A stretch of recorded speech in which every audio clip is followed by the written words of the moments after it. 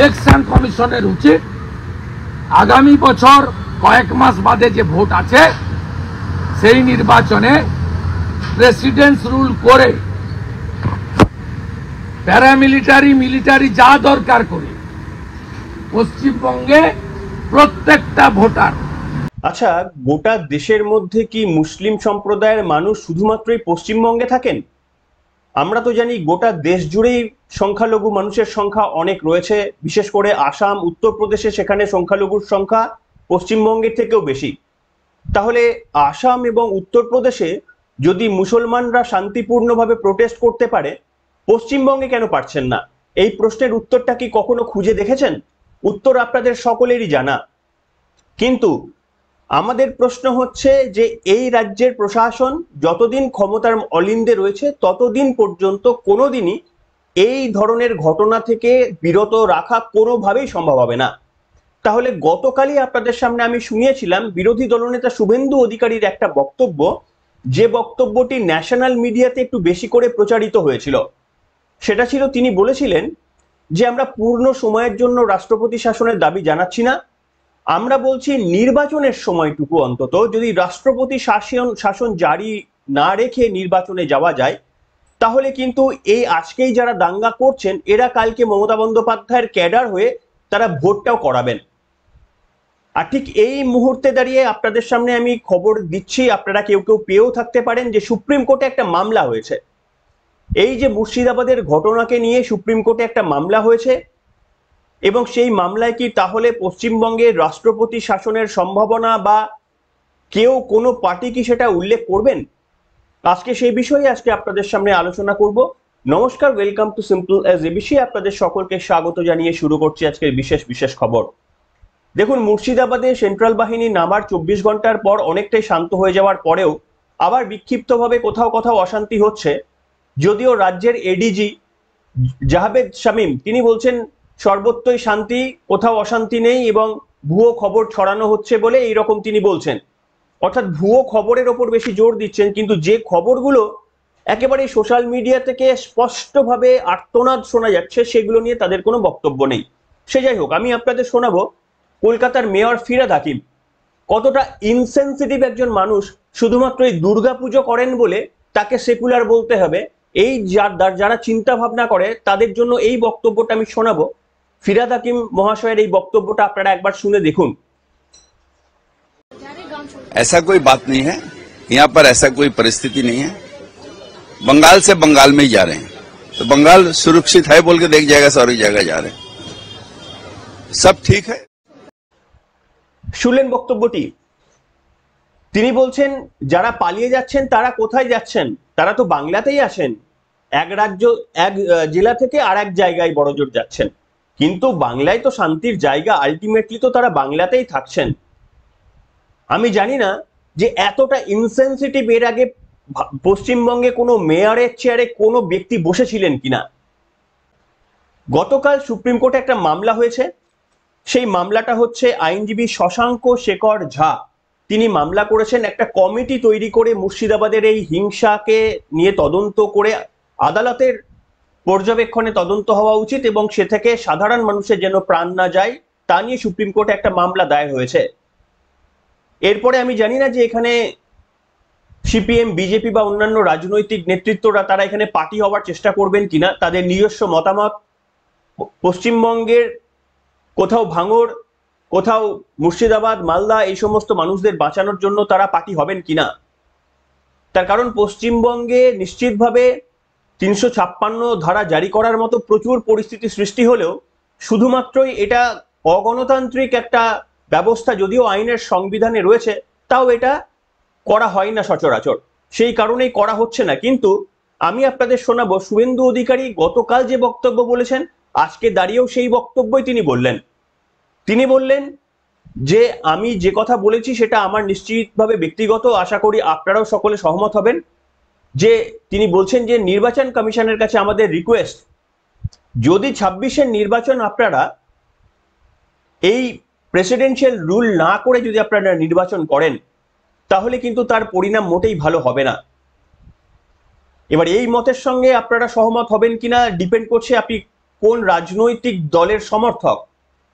আসলে এই পরিস্থিতিতে আমাদের কোনো রাজনৈতিক দলের সমর্থক হওয়াটা জরুরি নয়, আমাদের একজন মানুষ হওয়া জরুরি, যারা এই মুর্শিদাবাদের সাধারণ মানুষের চোখের জলের ব্যথায় ব্যথিত হবেন, যারা মনে করবেন যে ওই মানুষের কষ্ট বাড়ি থেকে ডেকে এনে বাবা এবং ছেলেকে হত্যা করা যারা করলেন তাদেরকে কোনোদিনই ক্ষমা করা যাবে না, সে যতই মমতা বন্দ্যোপাধ্যায়ের প্রশাসন ক্ষমা করে দিক না কেন। আমি এই জায়গায় শোনাবো বিরোধী দলনেতা শুভেন্দু অধিকারী যে বক্তব্য বলেছেন, আপনারা সহমত কিনা আপনারা লিখে জানাবেন, কিন্তু একটু দীর্ঘ বক্তব্য, শুনুন আপনারা। রাষ্ট্রপতি যদি শাসন না হয় এ রাজ্যের পরিস্থিতি ফিরবে না। দেখুন, রাষ্ট্রপতি শাসন নিয়ে আমি কালকে যা বলেছি এটা আমার কথা না, বাংলার কথা। রাষ্ট্রপতি শাসন করে রাজ্যপালকে দিয়ে বিজেপি পিছনের দরজা দিয়ে এই দেউলিয়া সরকারের দায়িত্ব নিতে উইদাউট ইলেকশন চায় না আমার কথা, এবং আমার দলের নিশ্চিত স্ট্যান্ড তাই হবে। আমি যেটা কাল বলেছি সেটা আজও বলি, রাষ্ট্রপতি শাসনে যদি election commission of India vote না করে তাহলে ক্যানিং, গোসাবা বাসন্তী, মিনাখা হাড়োয়া, জলঙ্গি রানীনগর, সুতি শামশেরগঞ্জ, কালিয়াচক থেকে দিনহাটা,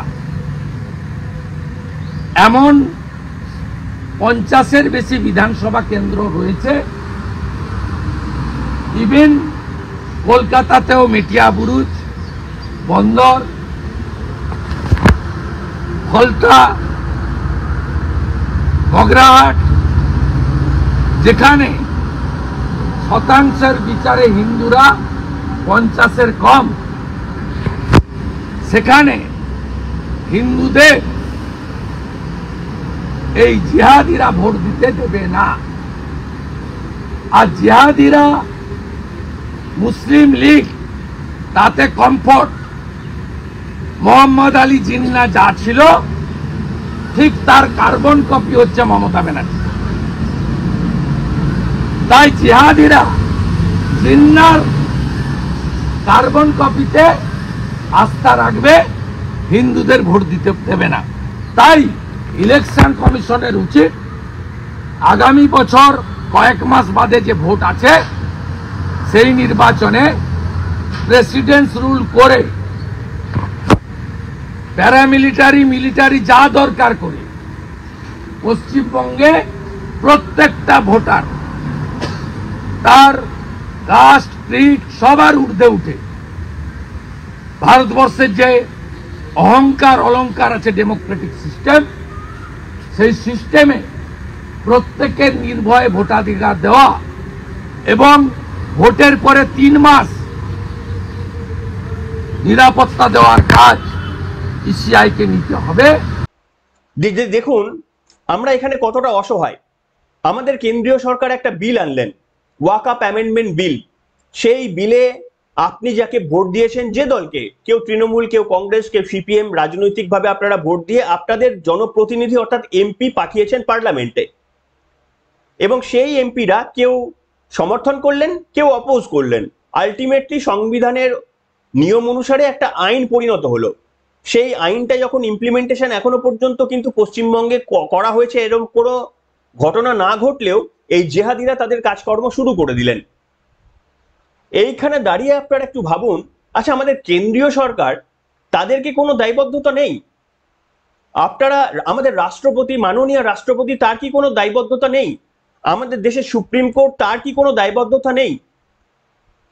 আপনারা ভারতের সংবিধান অনুযায়ী একটা আইন করলেন, আইনটা কোনো সাধারণ ওই মুর্শিদাবাদের যে মানুষগুলো মারা গিয়েছে তারা সেখানে গিয়ে আইনটা করেননি, বরঞ্চ ওয়াকআপ অ্যামেন্ডমেন্টের বিরুদ্ধে প্রচুর হিন্দু মানুষ দাঁড়িয়েছিলেন।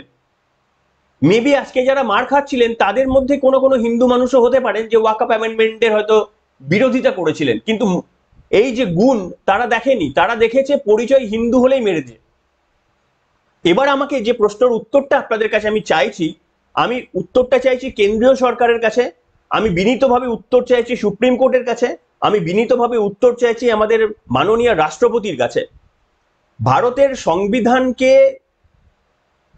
মানে ম্যানেজ করা এবং সেটাকে মেনটেন করা, ল অ্যান্ড অর্ডার, সেগুলোর বাইরেও আপনাদের সর্বশেষ হাত রয়েছে। তাহলে যে বিলটি আইনে পরিণত হলো তার জন্য যদি একটা মানুষেরও প্রাণ যায়, এর জন্য দায়ী কে? আপনাদের আনা একটা বিল আইনসম্মতভাবে 24 ঘন্টা, আমি এরকম কখনো পার্লামেন্টে আমি দেখিনি এইরকম সওয়াল জবাব হতে। 24 ঘন্টা প্রত্যেকটি রাজনৈতিক দলের এমপি সকলে বলার সুযোগ পেয়েছেন। শেষে ভোটাভুটি হয়ে যখন আইনে পরিণত হলো, এই আইনটাকে বলবৎ করতে গিয়ে যদি একটা না নিরীহ মানুষের প্রাণ যায়, তাহলে এর দায় এবং দায়বদ্ধতা কার? ভারতের প্রধানমন্ত্রী নরেন্দ্র মোদী, দেশের স্বরাষ্ট্রমন্ত্রী অমিত শাহ, ভারতের মাননীয় রাষ্ট্রপতি দ্রৌপদী মুর্মু, এমনকি সুপ্রিম কোর্ট। আপনারা কি করে মুখ বন্ধ করে বসে রয়েছেন, এই প্রশ্নটা আমার আজকে করতেই হবে। আপনারা সকলে মিলে এই প্রশ্নটা করুন। আপনাদের আনা একটা বিল যদি আমাদের রাজ্যের একটা জায়গায় আগুন ধরিয়ে দেয়, আপনাদের আনা একটা বিলের জন্য যদি আমাদের কিছু সহনাগরিক ঘটি বাটি সব বিক্রি করে তাদের এক কাপড়ে চলে আসতে হয়, তাহলে এই বিল আপনারা আনেন কেন, যে বিল এনে আপনারা শান্তি রাখতে পারবেন না? আর যদি এই বিল এনে আপনারা কাশ্মীরকে শান্ত করতে পারেন, আপনারা বাংলাকে কেন শান্ত করতে পারেন না? এই প্রশ্নের উত্তর যদি মানুষ আপনাদের কাছে সবিনীতভাবে জিজ্ঞাসা করে, আপনাদের পদের মর্যাদা দিয়ে এই প্রশ্নের উত্তর যদি আপনাদের কাছে কেউ জিজ্ঞাসা করে, আপনারা যখন 2026-এর নির্বাচনে ভোট চাইতে আসবেন পশ্চিমবঙ্গে, আপনাদের যদি ওই মুর্শিদাবাদের এক কাপড়ে বাড়ি থেকে বেরিয়ে আসা মানুষগুলো জিজ্ঞাসা করে যে আপনারা বিল আনবেন, আমাদের কেন ঘর ছাড়া হতে হবে? আর যদি বিল আনার দম থাকে, যদি বলেন 56 ইঞ্চি বুকের ছাতি রয়েছে, তাহলে এই জেহাদিগুলোকে কেন ব্যবস্থা নিতে পারেন না? এই জেহাদিগুলোর এমন কেন শাস্তি দিতে পারেন না যারা দ্বিতীয়বার যেন আর চোখ তুলে তাকাতে না পারে? এই জেহাদিগুলোই সিএ আপনারা যখন সেটাকে আইনে বলবৎ করেছিলেন, এই জেহাদিরাই তখন কিন্তু আবার ট্রেনে বাসে সরকারি সম্পত্তি, আমাদের সম্পত্তি ভাঙচুর করেছিল। তাহলে তখন কেন সিএ আইন আপনারা কার্যকর করেছিলেন, এদের বিরুদ্ধে ব্যবস্থা নেননি? এরাই আবার রামনবমীর মিছিলে হামলা চালায়, এরাই আবার আপনার এই নতুন আইন করলেন ওয়াকফ আইন, সেখানে এরা হামলা চালালো। এরপরে আপনারা আরো এক দেশ এক ভোট আইন আনবেন, এক দেশ এক আইন আনবেন। আপনারা বড় বড় আইন সামনে রেখে দিয়েছেন আনবেন বলে, এই মানুষের মৃত্যুর ওপর ভর করে। আগে ভালো করে আইন নিয়ে আসার আগে আপনাদের সিদ্ধান্তের অন্তত যে রিপার্কেশন তৈরি হবে, সেগুলোকে অগণতান্ত্রিকভাবে যারা রিপার্কেশন গুলো করছে তাদেরকে যদি সাহায্য করতে না পারেন, আনবেন না এরকম বিল। ভারতের ভালো করার দরকার নেই আপনাদের। যদি ভারত এটা পাকিস্তানের মতো আজকে যদি পরিস্থিতি আপনারা করে ফেলেন, সেন্ট্রালে রয়েছে বিজেপি, আপনারা ক্ষমতায় রয়েছেন, আপনাদের আনা আইন আপনারা আনতে পেরেছেন নিশ্চিতভাবে, মানে সাংবিধানিকভাবে এনেছেন এবং তাতে আমাদের সমর্থন রয়েছে। আমরা সমর্থন করি। মুসলিম পার্সোনাল ওমেন ল বোর্ড আপনাদের এই আইনকে সমর্থন করেছে। মুসলিমরা রাস্তায় বেরিয়ে নরেন্দ্র মোদীর মূর্তিতে মালা দিয়েছেন। তা সত্ত্বেও এই আজকে আমাদের মালদাহের মুর্শিদাবাদের মানুষগুলোকে কেন গৃহহারা হতে হলো, এই প্রশ্নের জবাব কি আমরা কেন্দ্রীয় সরকারের স্বরাষ্ট্রমন্ত্রী দপ্তরের কাছে খুঁজবো না? আপনার একটা স্টেটমেন্ট রয়েছে।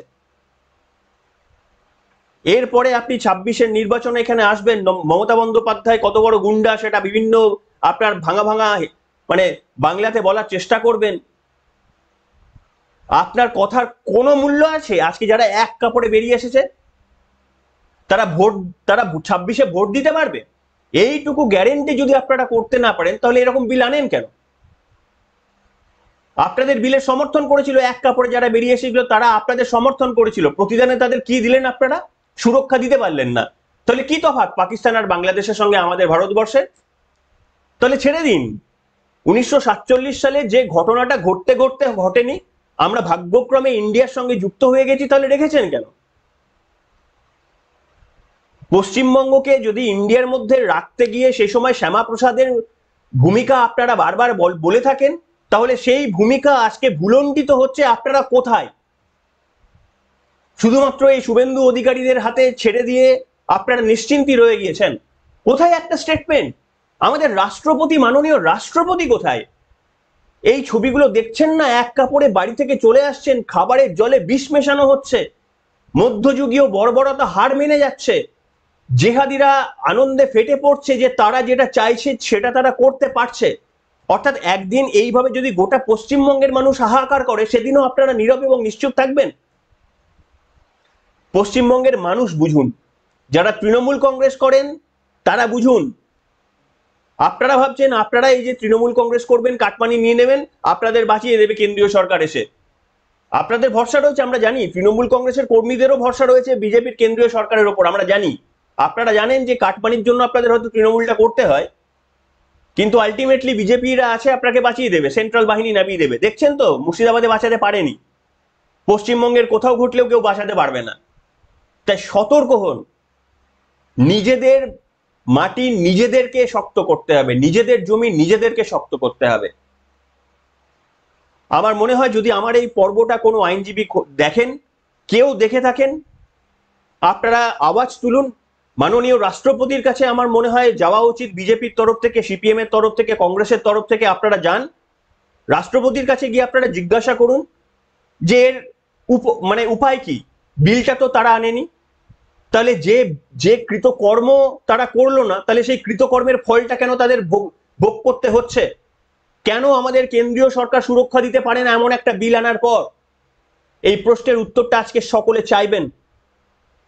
এখনকার মতো এখানে শেষ করলাম।